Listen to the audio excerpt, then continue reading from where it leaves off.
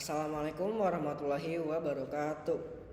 Segala puji bagi Allah, hanya kepadanya kita bertobat atas dosa-dosa kita, dan hanya kepada Allah kita meminta agar dijauhkan dari keburukan-keburukan yang menimpa kita. Beribu-ribu syukur kepada Allah Subhanahu wa Ta'ala karena rahmatnya, niat-niat baik kita sekalian terlaksana. Di sini saya akan menyampaikan atau memberikan sedikit materi tentang beriman kepada malaikat-malaikat Allah Subhanahu wa Ta'ala. Sebelum kita masuk ke materi yang lebih jauh tentang beriman kepada malaikat-malaikat Allah Subhanahu wa Ta'ala, kita harus tahu dulu apa itu iman. Iman dalam bahasa artinya yakin dan percaya.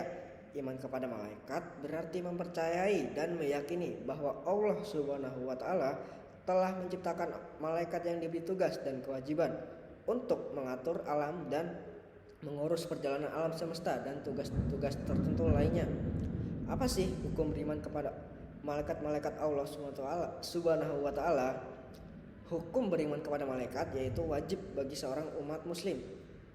Ini tertera dalam Quran surat Al-Baqarah ayat 285 yang bunyinya, Amanar rasulu bima unzila ilaihi mir rabbihi wal mu'minun kullun amana billahi wa malaikatihi wa kutubihi wa rasulihi la nufarriqu baina ahadim mir rusulih wa qalu sami'na wa ata'na ghufranaka rabbana wa ilaikal masyir.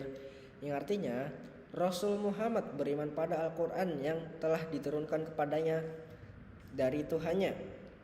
Demikian pula orang-orang yang mukmin masing-masing beriman kepada Allah, malaikat-malaikatnya, kitab-kitabnya, dan para rasulnya.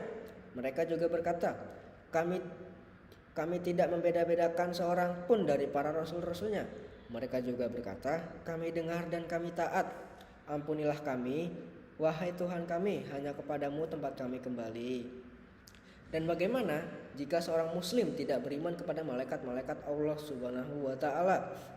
Ini tertera dalam Quran surat An-Nisa ayat 136 yang bunyinya, Ya ayyuhallazina amanu aminu billahi wa rasulihi wal kitabil ladzi nazala ala rasulihi wal kitabil ladzi anzala min qabl wa may yakfur billahi wa malaikatihi wa kutubihi wa rasulihi wal yaumil akhir faqad dhalla dhalalan ba'id.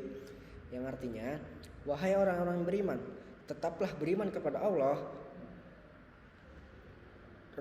rasul-rasulnya, kitab-kitabnya, dan para malaikatnya. Dan kitab-kitab yang diturunkan sebelumnya. Siapa yang kufur kepada Allah, para malaikatnya, kitab-kitabnya, dan para rasulnya, dan hari akhir, sungguh dia telah tersesat dengan sangat jauh. Istilah malaikat dalam Al-Quran banyak ditemukan dengan menggunakan istilah yang berbeda. Al-Quran sering memakai istilah malak, malakan, malaikat, dan malakain. Penyebutan tersebut diulang sekitar 88 kali dalam ayat yang berbeda. Kata malaikat adalah bentuk jamak dari kata malak yang berarti menguasai. Hal ini memberikan pengertian bahwa malaikat adalah makhluk yang mempunyai tugas untuk menguasai alam dalam arti fisik.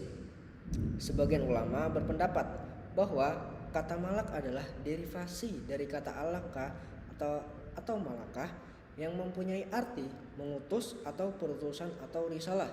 Pengertian ini menunjukkan bahwa tugas rohani malaikat adalah sebagai perantara antara Allah dan manusia. Sebagian ulama lain mengatakan bahwa kata malak adalah kata yang terbentuk dari kata la'aka yang berarti menyampaikan sesuatu dari Allah kepada para makhluknya. Malaikat mempunyai dua sifat, yaitu sifat khalqiyah dan sifat khuluqiyah. Sifat khalqiyah artinya diciptakan dari cahaya dan memiliki sayap. Sifat khuluqiyah artinya taat, disiplin, dan bertanggung jawab.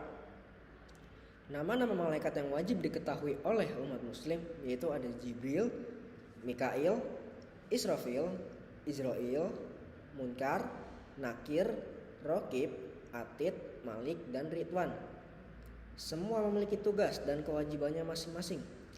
Adapun ada beberapa malaikat yang tidak wajib diketahui oleh umat Islam, yaitu ada Zabaniyah, Harun dan Ma'rud, Hamalat al-Arsy, Mu'aqibat dan Dardail. Mereka juga mempunyai tugas dan kewajibannya masing-masing.